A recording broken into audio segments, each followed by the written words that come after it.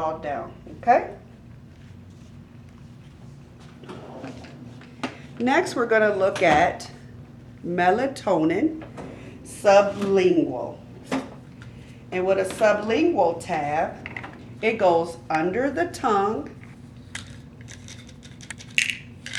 So we just need one, sublingual.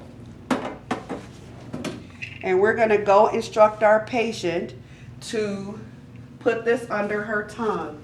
Miss Jones, I need you to put this tablet under your tongue. So you would, if you need to touch it or if they need to touch it, you would put it right under their tongue and it would dissolve instantly, okay? I don't want you to chew it. I don't want you to swallow it whole, but let it just dissolve naturally under your tongue. Now we'll see she needs ear drops. And it's gonna go in her right ear.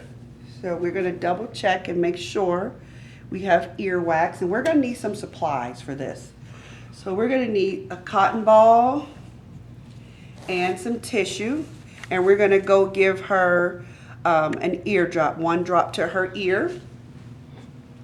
So for this, you may need to position your patient differently. So Miss Jones, I'm gonna need you to turn your head to your side, okay? And you want to clean her ear. Make sure you get any stuff out of there. And then you're going to put your eardrop in her ear, making sure you don't touch the dropper in her ear. Just one drop in her ear. And then you're going to place your cotton ball in her ear. And that can stay in there for about 10 minutes, just so it don't run down the side of her face, okay? Next, we're going to look at an eye drop. We have our eye drop medication. We're going to need a Kleenex and a cotton ball. And we're going to go give her an eye drop in her right eye. So we're going to go over there to her. She needs to make sure her head is back for this. And if you need to clean the eye, you're going to tell her what you're going to do. I'm going to clean your eye from the inside out. Of course, her eye would be closed. And then you have your eye drop. And you're going to pull this part of her eye down. Right in here, you would pull that part down. And you would just drop an eye drop right in her eye without letting the dropper touch her eye, and then have some tissue to be able to clean up the extra. Okay? And now we're going to do an eye ointment. And you don't need really any more supplies for that except for the medication. You have the eye ointment. And we're going to give that in her left eye. Okay? So we're going to go over and give that. Miss Jones, we're going to give this eye ointment in your left eye. You're going to pull down this bottom part and you're going to apply a thin layer to her eye. And she will blink and that medication would move around in her eye. Okay, and that's an eye ointment. Now we're going to look at giving a cream, a topical cream. She has an order to have some Bengay to her right hand. And with that, you don't want to take the entire tube in the patient's room if you don't need to. You're just going to put a little bit in a cup. And usually I tell my Qmaps to put on double gloves when they do creams or when they do patches, because these days the gloves are pretty thin, and if you get it on you, then it kind of sometimes gives you a headache. But we need to put that on her right hand. Miss Jones, can I have your right hand? We're going to put a little pain cream on it, okay? So you want to get a little bit of cream and you want to put it on her hand and you just want to gently rub it in. Okay, till it's rubbed in. And that's all you would need to do there. Okay? Now we're going to change our gloves because we got cream on them. And wash your hands every time you take off your gloves. And next we're going to do a nasal spray. She is to get 1 spray in both nares once a day. So we're going to get our nasal spray. We got that nasal spray. Shake it a little, and we may need a tissue. Miss Jones, I have your nasal spray. I'm going to need you to blow your nose first. And then I'm going to put that in your nose. And on the count of 3, I want you to sniff. So 1, 2, 3. She would sniff. And then we're going to do your other nose. 1, 2, 3. Not putting this inside the nose, but just gently outside. And then have some tissue available in case she has any that runs over. Okay? Next, we're going to do our inhaler. And with an inhaler, you want to shake it. And she's gonna get 2 puffs. So we're gonna go over. Miss Jones, I want you to breathe out first. So I want you to exhale. Blow all the air out. And then on 3, I'm gonna put this in your mouth and you're gonna suck it in and hold it as long as you can. So exhale. 1, 2, 3. Breathe in. 1, 2, 3, 4, 5, 6, 7, 8, 9, 10. Now I need you to breathe out again because the doctor ordered 2 puffs. Breathe out. On 3. 1, 2, 3. She takes another breath. 1, 2, 3, 4, 5, 6, 7, 8, 9, 10. Thank you. And if you have some water, you can at this time rinse their mouth out with water because a lot of these inhalers do have steroids and they can cause an infection in her mouth. Next we will do her patch. And again, if you're going to do any patches, you want to put on 2 pair of gloves with that. And she is to get a patch to the right side of her chest. So you do need some supplies. We're going to go over to the patient, and she has an old patch on, and we would remove that patch completely off, clean it with soap and water, and then let it dry. And then we would put a new patch on. When we put the new patch on, we want to make sure we have our initials, the date, and the time of the patch that we put on. Okay? There we go. Next we have a suppository. And with the suppository, we need to have the patient flat.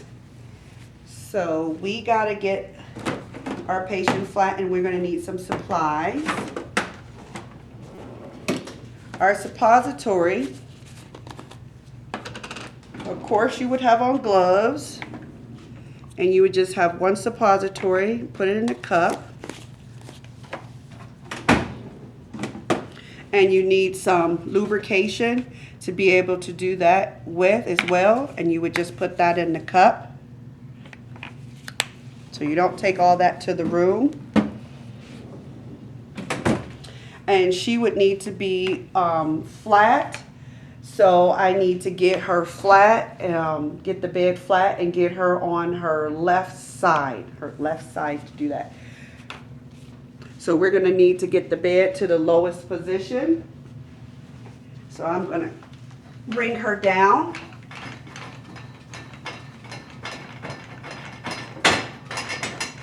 Okay. And then I'm going to get her on her left side.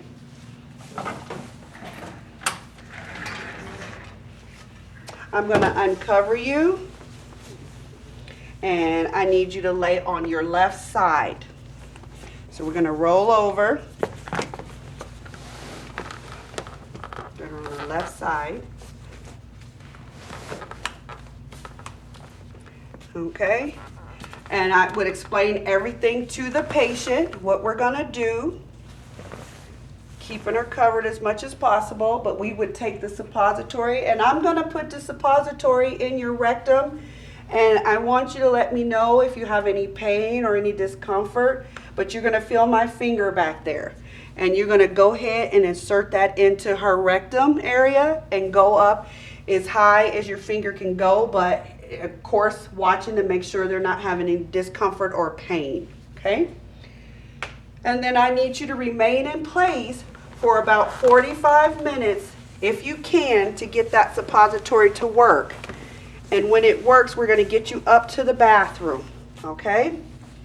Alrighty. Next, we need to do a vaginal cream. Of course, after doing a suppository, we would need to change our gloves, wash our hands, because we're dealing with body fluid. We're going to give a vaginal suppository. It's actually a vaginal cream.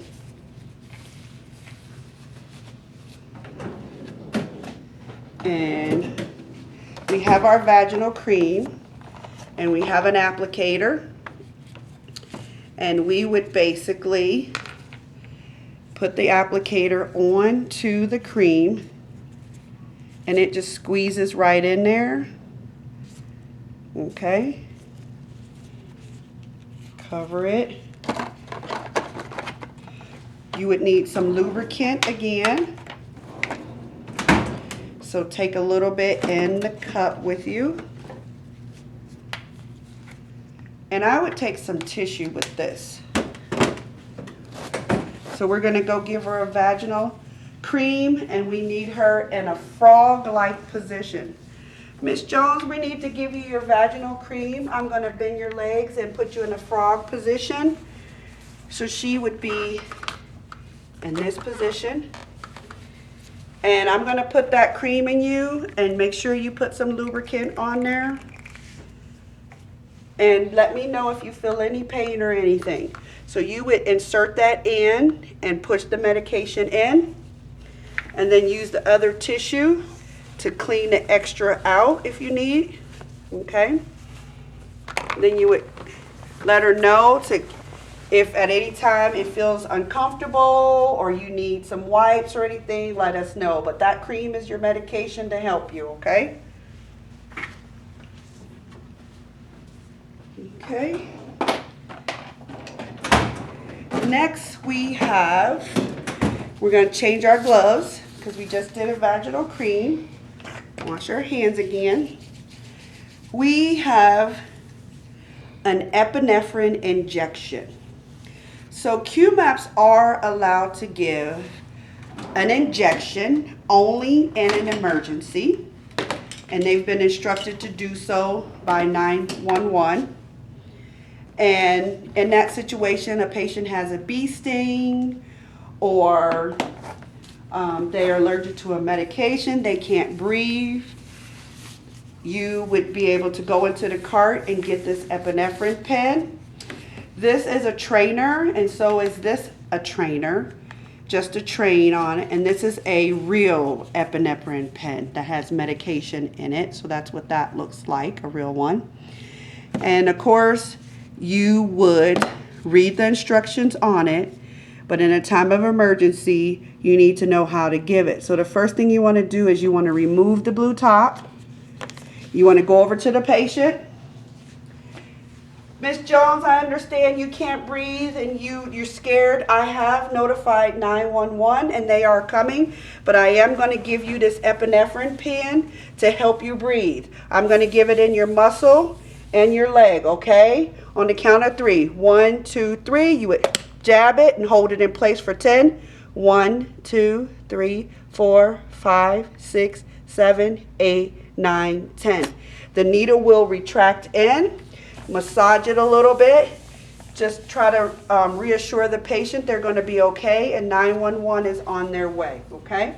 This situation, you would complete an incident report and make sure you notify your supervisor, okay? Let's talk about PRN documentation. So, with PRN documentation, it's a little different than just giving regular medications. When you give regular medications, you would just sign your initials in the box that you gave it. So just sign your initials and the date. Today is the 1st. You would just put your initials. But PRN is a little bit different. If you gave this Robitussin cough syrup PRN, you would put your initials in the box, but you would also need to go to the back of the med sheet and put the date, put the hour, the medication, and the dose. So it was Robitussin, and the dose was 5 cc's. The route was PO.